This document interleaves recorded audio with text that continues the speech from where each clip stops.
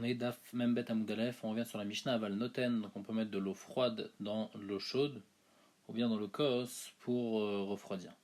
Tanoura Banan, et une braïta. Noten Adam Chamin et Tochatsonen. Quelqu'un il peut mettre de l'eau chaude dans de l'eau froide, Velo Hatsonen et Tochamin. Par contre, pas de l'eau froide dans l'eau d'eau chaude, d'Ivré Bet Shammai, selon Bet Shammai. Pourquoi? Parce qu'il y a un principe qui dit Tata Agava. Celui qui est en bas, c'est celui qui gagne. Donc quand je mets le chaud dans le froid, ça va devenir froid. Et donc il n'y a pas de problème. Par contre, quand je mets le froid dans le chaud, alors là, ça va être assaut. Batilal Omri, Batilal il pense Ben Chamin et Tortsonen ou Ben Solen et Tochamin Muta. Il pense que dans les deux cas c'est permis, puisque là on parle d'un kos qui est un Kelisheni, et donc il n'y a aucune raison d'interdire. Et Bet Shammai avant ils interdisaient, c'était juste Xera à tout Klirishon. Bamedvarim Amorim, de quoi on parle? Bekos, Aval Beam Bati, mais s'il vient mettre ça dans un bain qui est un Klirishon, alors là Chamin et Tortsonen, Velotsonen et Tochamin. On a le droit seulement de l'eau chaude dans de l'eau froide parce que Tata Agavar, mais pas Tsonan et Tochamin parce que Tata Agavar et donc le chaud il va réchauffer le froid. Vers Rabbi Shimon ben Nassia Oser et Rabbi Shimon ben Nassia il interdit, donc Bepashtout il revient sur le cas qu'on vient de dire, qu'il interdit même Chamin et Tortsonen dans Ambati. Amar Nachman al Rabbi Shimon ben Nassia. Il dit que la halakha est comme Rabbi Shimon ben Nassia. Savoir Rav Yosef le Memar Sefel Arou et Ambati. Rav Yosef il voulait dire qu'un Sefel c'est comme un Ambati.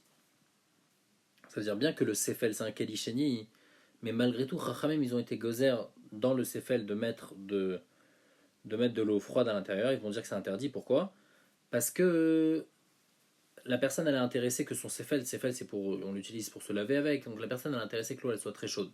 Contrairement au verre. Donc le verre où la personne là, c'est un Kelisheni, et en plus la personne elle veut boire cette eau. Puisqu'elle veut boire, donc elle veut pas que ça soit très chaud. Alors là, il n'y a pas de xéra. Mais dans le Sefel, bien que ce soit un Klisheni, mais comme la personne elle veut que ça soit chaud, alors Chachamim ils ont interdit. Ça, c'est ce que Rav Yosef y pensait dire. Amar le Abaye et Taner Rabbi Chia, Sefel Anoka Ambati. Abaye, il a dit, Rabbi Chia, il a dit clairement qu'un Sefel, c'est pas comme un bâti, mais au contraire, on a le droit. Ou les la Gemara dit, ou le Maïk des Salikadata, mais Ikara des Sefel Anoka Ambati. Maintenant, d'après ce qu'on pensait au début, que Rav Yosef, il pensait que Sefel, c'est comme un bâti. Vamar Nachman al Akrarek Kerbishon Benassia. Et là, Beshabat Rechitza Bechamin, les cas, il dit, je comprends pas. D'après ce qu'on pensait à la base que Sefel c'est comme un bâti et que la lacha comme Shimon ben Nassia, donc on a dit Rabbi Shimon ben Nassia il revient il dit que dans un bâti même Chamin les tortsonen c'est interdit. Alors comment c'est possible de trouver un cas de Rechitza pendant Shabbat? Comment quelqu'un il peut se laver à l'eau chaude pendant Shabbat puisque obligatoirement il va rajouter de l'eau à l'intérieur dans l'eau chaude qu'il arrive à mettre du froid? Et ça selon Rav Nachman dans tous les cas ça va être interdit puisque on a dit les filles Rav Yosef qu'un Sefel c'est comme un bâti et on va comme Rabbi Shimon ben Nassia que dans un bâti il interdit tout que ce soit le froid dans le chaud ou le chaud dans le froid et le Sefel aussi c'est interdit comme ça. Alors comment on peut se laver pendant Shabbat? On parle bien sûr de la manière où on a le droit de se laver pendant Shabbat avec de l'eau chaude, par exemple, Panavia Veraglav. Comment on peut trouver un cas pareil où on va avoir de l'eau chaude pour pouvoir se laver pendant Shabbat? La Gemara dit Misavat Rabbi Shimon à Sefa Kae. Qui t'a dit que Rabbi Shimon Nassia il revient sur la Sefa, sur le cas de Hambati? Arecha Kae, il revient sur le Kos. C'est quoi? Qu'est-ce qu'on a dit? Bet il el Matirin Ben Chamin Tortsono Ben Salon Torchamin. On a dit que dans le Kos, Bet il ils disent qu'il n'y a aucune xéra comme ça, un Kelisheni. Et donc on peut mettre même le Tsonan et Torchamin c'est Mouta. Hein. Rabbi Shimon ben Nassia aussi, Tsonan et Torchamin. Rabbi Shimon ben Nassia, il vient interdire dans le Kos Tsonan et Torchamin. Mais dans Ambati, il va être d'accord que Chamin et Tortsonan c'est permis. La Gemara demande, les Rabbi Shimon ben Nassia d'Amar que Bet Shammai. Si tu expliques comme ça, Rabbi Shimon ben Nassia dit comme Bet Shammai. De la même manière que Bet Shammai dans Kos, ils ont interdit de mettre Tsonan et les Torchamin, mais ils ont permis de mettre Chamin et Tortsonan. Alors Rabbi Shimon ben Nassia, il vient dire la même chose, puisque tu me dis maintenant qu'il revient sur Kos. La Gemara dit Achika Amar. Non, voilà, c'est l'explication des paroles de Rabbi Shimon ben Nassia. Il vient te dire l'Onerleku Bet Shammai ou Bet Hillel Bedavarze. Les filles Tanakama, on a dit il y a une marloquette entre Bet Hillel et Bet Shammai dans Kos. Est-ce que c'est permis ou pas? Est-ce qu'on est gozer parce que c'est un cliché? Donc les filles Bet Shammai oui, les filles Bet Hillel non. Et Rabbi Shimon ben Nassia il te dit non, il n'y a aucune marloquette entre Bet Hillel et Bet Shammai dans ce cas-là. Tout le monde est d'accord que c'est interdit de mettre du Tzonan et Torchamin et c'est seulement permis Chamin et Tortzonan. Amar Avuna Berede Rav Yoshua Chazina Lele Rava Delo Kapidamana.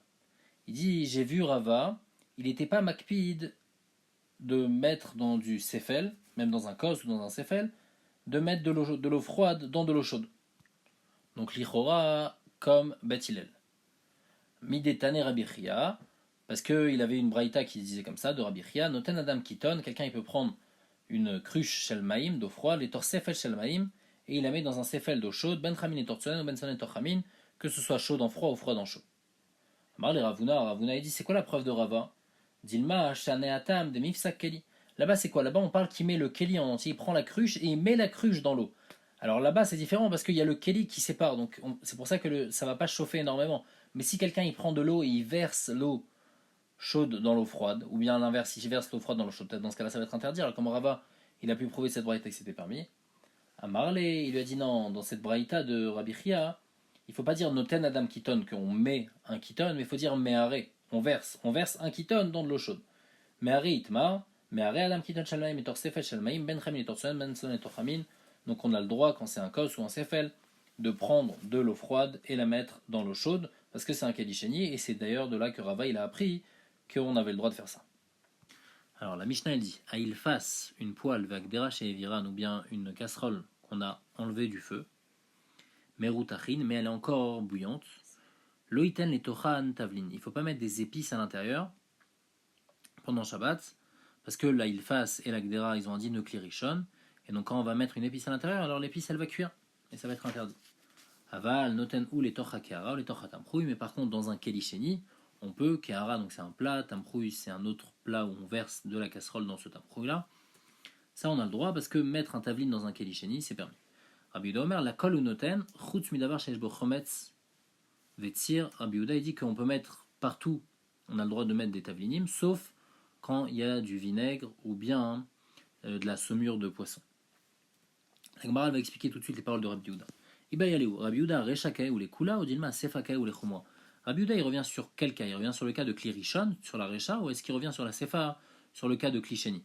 Est-ce qu'il revient sur le cas de la recha de klirishon, et nous on a dit qu'on n'a pas le droit de mettre de tavlin, et Rabbi Yehuda il pense que non, klirishon on a le droit de mettre des tavlinim, et sauf quand il y a Jbodavar Chomet Sotzir, ou bien non, ou bien il revient sur la sefa, et tout ce que Tanakama il a permis dans la sefa de mettre dans un kelisheni, Rabbi Yehuda il dit non, on n'a pas le droit, je suis d'accord avec toi, sauf dans Chomet et Tzir, donc il est plus marmien. Donc est-ce qu'il revient sur la recha ou sur la sefa? Tashma. Et Tania, il y a une braïta qui dit clairement, Rabbi Yehuda Omer, l'école il fascine, donc dans n'importe quel poêle, donc dans un klirishon ou noten, ou les cholak des rotrot ou noten, même dans une casserole, chutz midavar sheyesh bo chometz vatzir, donc on voit que Rabbi Yehuda il revient sur la recha, et que Rabbi Yehuda il est plus mécal que Tanakama. Tanakama ils ont dit dans klirishon on n'a pas le droit de mettre de tavlinim, Rabbi Yehuda il dit, tu sais, les tavlinim, comme ils sont difficiles à cuire, alors je peux les mettre dans un klirishon qu'on a enlevé du feu. Ça va Rav Yosef les Memar, Melach, Ariou et Tavlin. Rav Yosef il a pensé dire au début que le sel c'est comme des épices, et donc quoi? Comme on a vu dans le Mishnah, klirishon bashla, quand c'est dans un klirishon alors ça cuit, ou beklisheni lo bashla, dans un klisheni ça va pas cuire. Amar le Abaye lui a dit, Taner Rabbi Chia, Melach ena ketavlin, des beklisheni nami bashla. Il a dit une braïta qui dit pas comme toi. Rabbi Chia il apporte une braïta que le sel c'est pas comme des tavlinim, mais même dans klisheni le sel il va cuire, parce qu'il indigne de caler à bichoul, il cuit très facilement. Ou pliga de Rav Nachman, et Rav Nachman il est cholek sur ce din là par rapport au sel, il dit Damar Nachman sricha milcha bishula ke bisra de Toura. Rav Nachman il dit que le sel on a besoin de le cuire comme de la viande de vache. De la manière que la viande de vache, de taureau, elle est très dure à cuire, et ça prend énormément de temps, alors le sel aussi c'est très dur à cuire. Donc lui il pense, Rav Nachman, qu'on peut même mettre du sel dans un keli rishon. Donc complètement l'inverse. Veka d'Ambré, il y en a qui disent, savoir Rav Yosef Lemar, car Yosef Odovi pensait dire que Melach Harou Ketavlin, que le sel c'est comme des épices, et donc quoi, Bikli Rishon Bashla, Bikli Shenilo Bashla. Et Abaye lui a dit, Taner Abichia, Melach Ena Ketavlin, que le sel c'est pas comme Tavlin, que Bemet Bikli Rishon Nami Lo Bashla, que même dans Kli Rishon, ça cuit pas. Pas comme on avait vu dans la première Girsa, que c'était même dans Kli Sheni ça cuit. Vainu d'Amar Nachman, et c'est d'ailleurs ce que Rav Nachman il a dit, Tzricha milcha bishula ke bisra de Torah, que le sel, on a besoin de le cuire comme de la viande de taureau, et donc même dans klirishon, je peux mettre du sel tant qu'il n'est pas sur le feu. Alors la Mishnah elle dit En notnim keli tachataner, on ne peut pas mettre un ustensile en dessous une bougie, les kabel boat hashemen, pour recevoir l'huile qui coule de cette bougie là. Vemnetanua, et si maintenant on l'a mis, mi beodium avant Shabbat, mutar, on a le droit de le laisser là-bas, il n'y a pas besoin de l'enlever. VN Neotin Mimenu, on ne peut pas profiter de cette huile qui coule pendant Shabbat, les fiches Minamuchan, parce qu'elle n'est pas prête et réservée avant Shabbat. Alors pourquoi on n'a pas le droit de mettre ce keli en dessous le nerf? Rachid apporte deux raisons, et c'est deux raisons qu'on va voir dans la Gemara. Première raison, qu'on n'a pas le droit de déplacer un keli pour quelque chose qui est mouktsé. Donc l'huile ici elle est mouktsé puisqu'elle était réservée pour brûler, et lui il va déplacer ce keli pour l'utiliser pour cette huile-là. Donc ça c'est le premier principe de En Keli Nital et là les Davar Nital. Ou bien, deuxième raison possible, qu'il est Mevatel Keli que maintenant quand il prend ce Keli là, il le met en dessous de l'huile, alors après il ne pourra plus utiliser ce Keli. Et ça c'est assourd. Amar Frisda. Afal piche amrou notnim kli tachat arnegolet. Les kabel betzata. Bien qu'on a dit, donc il est du ça de la Mishnah, qu'on n'a pas le droit de mettre un keli en dessous une poule pour recevoir un œuf. Aval kofé aléakli, mais on peut mettre un keli sur l'œuf chez l'autre échaver pour que l'œuf ne se casse pas quand les gens ils vont marcher dessus. Amar Rabba Maïta Amad et Rafrizda. Rabba dit c'est quoi le terme de Rafrizda? Kassavar tarnegolet asuya latil betzata be'ashpa, ve'ena asuya latil betzata bimkom midron, ve'atzala metsuya itiru, ve'atzala shena metsuya lo itiru. Rabba il comprend que la Mishnah, quand on a dit que Anotim Keli Tachataner et Kavalbot Hashemen, c'est parce que En Keli Nital et là les Davar Nital.